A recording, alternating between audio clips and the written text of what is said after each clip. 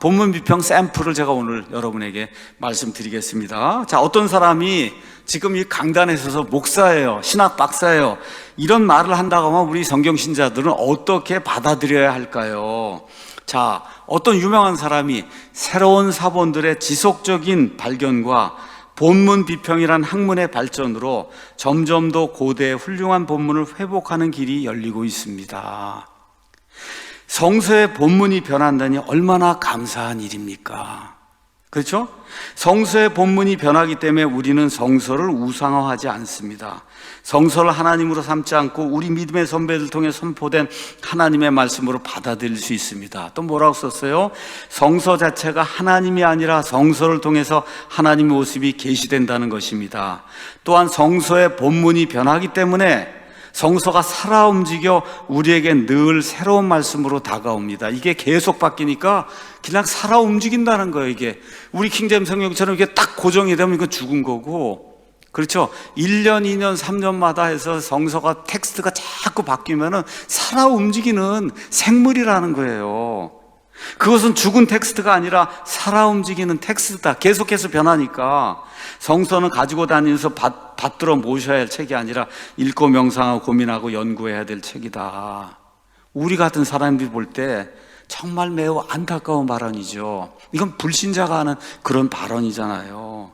이 글을 쓴 박사를 이 세상에 많은 사람들은 위대한 신학자라고 추앙을 하고 있어요. 이게 어디서 왔냐? 신약성서 우리에게 오기까지 대한 기독교 서회에서 민경식이라는 사람이 지은 거예요. 그 다음 장 가서 보시면은 이 책이 신약성서 우리에게 오기까지 민경식, 위키백과에 가서 민경식을 찾으니까 어떻게 돼 있냐? 민경식 박사는 성서학자인 대한성서공회 민영진 전 총무의 첫째 아들로 태어났으며 연세대학교 신학과와 같은 대학원에서 공부했다.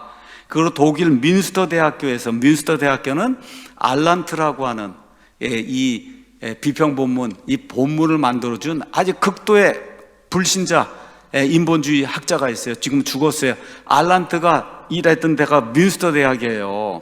그 대학에서 신약성서 본문 비평과 신약성서 사본학을 공부했고 현재 연세대학교 학부대학 교수.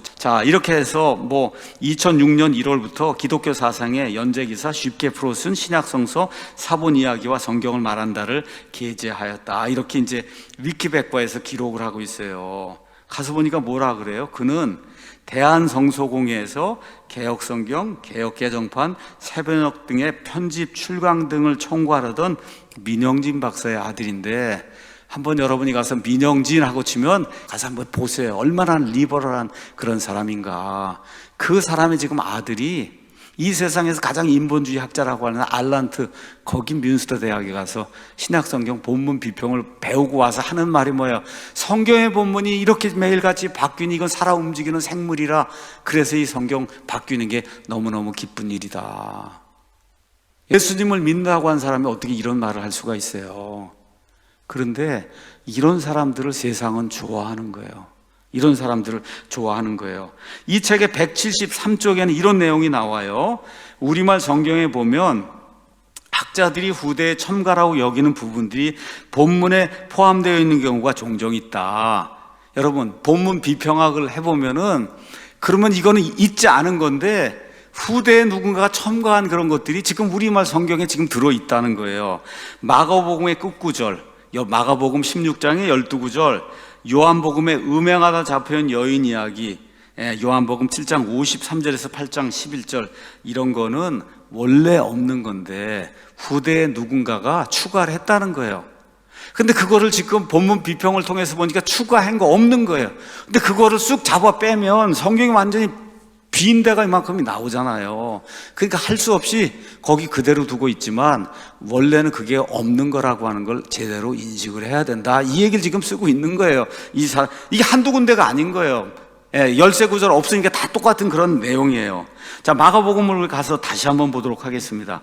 마가복음 16장을 가서 보면, 마가복음은 16장은 1절부터 시작해서 총 20절까지 20절이 이제 나오는데, 1절에 여인들이 예수님의 이제 무덤을 찾아가는 그런 내용이 나오죠. 그렇죠? 거기 갔다가 5절에 보니까 한 천사가 이제 나와서 나사렛 예수님이 부활하셨다. 그렇죠? 예, 그리고 이제 갈릴리로 가서 그분을 만나라고 그렇게 얘기하니까 8절에 그들이 떨며 놀라서 급히 나와 돌무덤에서 도망하고 두려워서 아무에게 아무 말도 하지 못하더라. 요걸 다 마가복음이 끝이 나야 된다는 거예요. 그 다음부터 9절부터 드디어 이제 예수님이 직접 나타나시고 그 다음에 이제 16절, 17절, 18절에 이 제자들에게 새로운 이 복음 선포의 이 위임을 주시고, 그렇죠? 그렇게 나가서 이 사람들이 말씀들을 선포할 때 주님께서 그들과 함께 하시며 여러 가지 일로 그들을 도우시더라 해서 맨 끝에 아멘까지 9절부터 12절은 원래 있으면 안 된다는 거예요. 어디서 끝나야 되냐?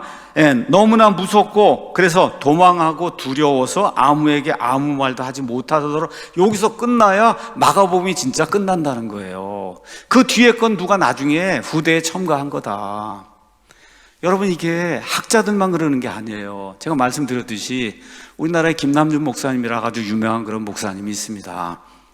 청교도 이거 하고 복음적으로 어떻게 하든지 해서 이렇게 하려고 하는 그런 훌륭한 분이 있어요. 근데 이분 마가복음 이거 하다가 여러분 뭐 설명을 하다가 안 해도 되는데 갑자기 16장 가더니 9절부터 20절에는 원래 성경에 없음. 그걸 왜 얘기하냔 말이에요, 김남준 목사님이. 그렇죠? 왜 얘기할까요, 여러분? 그분도 학자예요.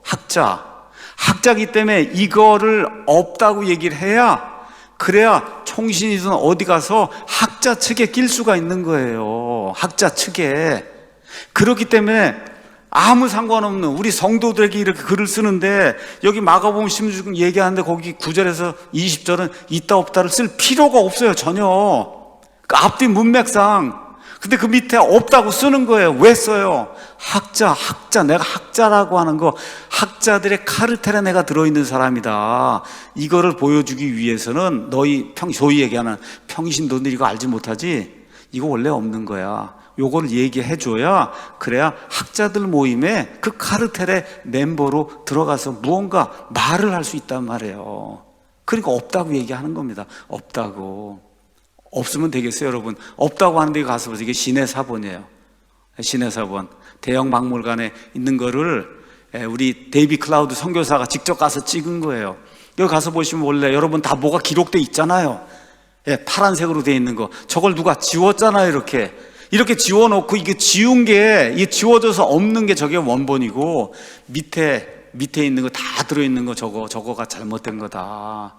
이렇게 해서 본문 비평이라고 하는 거를 학문으로 세워놓은 거, 이미 이들의 마음속에 이미 고정이 돼 있는 거예요. 천주교 사본 저거 없는 거 저게 원래 맞는 거고, 있는 게 그게 틀리는 거기 때문에, 그래서 저렇게 지워놓은 게 저게 맞는 거다 이렇게 주장하는 아이러니, 해괴망측한 그런 일이 예수님을 믿는다고 하는 사람들, 그 사람들이 다는 신학교 교수들이 저짓을 하고 있다.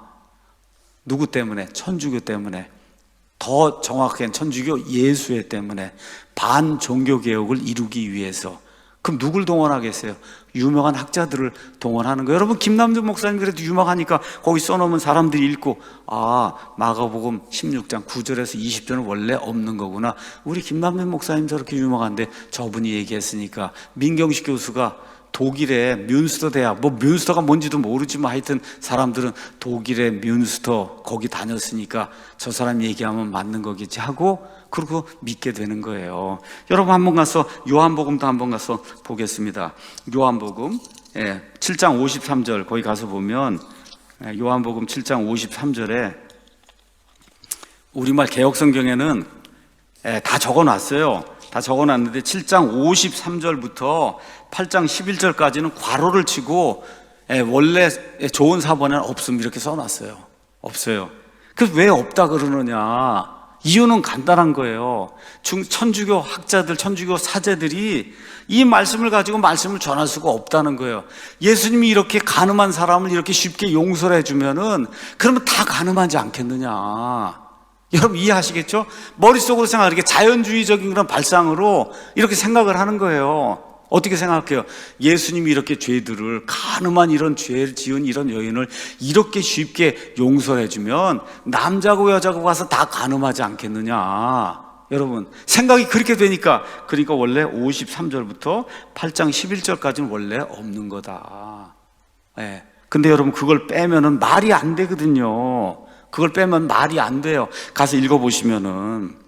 이렇게 되니까 어떻게 해요? 집어넣어 놓고 괄호치고 원래 좋은 사본에는 없음, 이렇게 그렇게 기록을 한 거예요. 그래서 개혁성경이라는 거 NIV 볼 때 원래 좋은 사본에 없음 하면 원래 다 있는 거예요. 그렇게 반대로 보시면 돼요. 없음이라고 하는 건 있음으로 여러분이 보시고, 그리고 있는 건 다 어디에다 들어있어요? 킹제임 성경에 다 그대로 다 들어가 있다.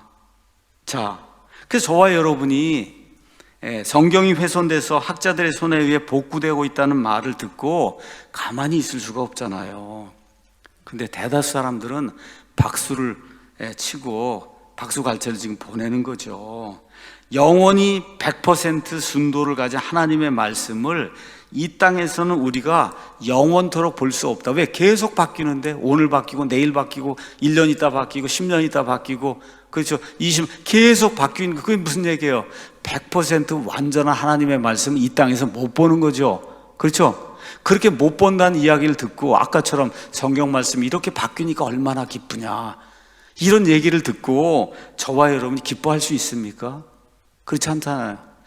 하늘과 땅은 없어져도 내 말들은 없어지지 아니하리라 그랬잖아요. 이건 하나님의 말씀이잖아요.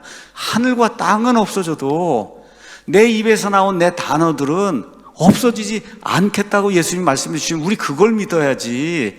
계속해서 성경이 변하니까 얼마나 기쁩니까? 이런 말을 믿으면 되겠어요? 주의 말씀들은 순수한 말씀들이니 흑도가 아니해서 정죄하여 7번 순수하게 만든 은 같도다. 오 주여, 주께서 그것들을 지키시며 주께서 그것들을 이 세대로부터 영원히 보존하시리이다. 이 말씀 우린 그대로 믿어요. 그래서 시편 12편 6절 7절도 NIV 개혁성경은 또 달리, 이것과 달리 번역을 했어요. 가사 한번 여러분이 비교해 보시기 바랍니다. 숙제로 이제 드리겠습니다. 예레미야가 이렇게 얘기했습니다. 예레미야 4장 19절에 애가 타고 애가 끓는도다. 내 마음이 심히 아프고 내 마음이 내 속에서 소리를 내는도다. 오 내 혼아, 내가 나팔 소리고 전쟁의 경보를 들었으므로 내가 침묵할 수 없도다. 저와 여러분이 침묵하면 안 되는 거예요. 그렇기 때문에 제가 30년 이상 시간을 들여서 어떻게 하든지 하나님 주신 말씀을 이 땅에 보존해야 되겠다 해서 성도들과 함께 모여서 그 작업을 우리가 한 거예요. 이것이 있어야 바른 교리, 그렇죠, 바른 교회, 바른 사회, 바른 국가, 그렇죠, 이걸 이루어낼 수 있잖아요. 바른 교회를 하려고 하면 바른 성경이 있어야 되는 거 아닙니까? 저와 여러분이 바르게 구원받고 하나님이 원하시는 그런 하나님의 올바른 사람이 되기 위해서는 하나님의 올바른 말씀이 있어야 되기 때문에, 순수하게 보존된 말씀이 우리 손에 있어야 되기 때문에, 그래서 우리가 이와 같은 작업을 하고, 우리 사랑침례교회는 15년 전에 킹제임 성경이 하나님의 온전한 말씀이고 이거를 온 세상에 확대하고 널리 보급해야 되겠다는 이런 일념을 가지고 이 땅에 세워진 거예요. 이게 우리 사랑침례교회가 세워진 거의 유일한 목표입니다.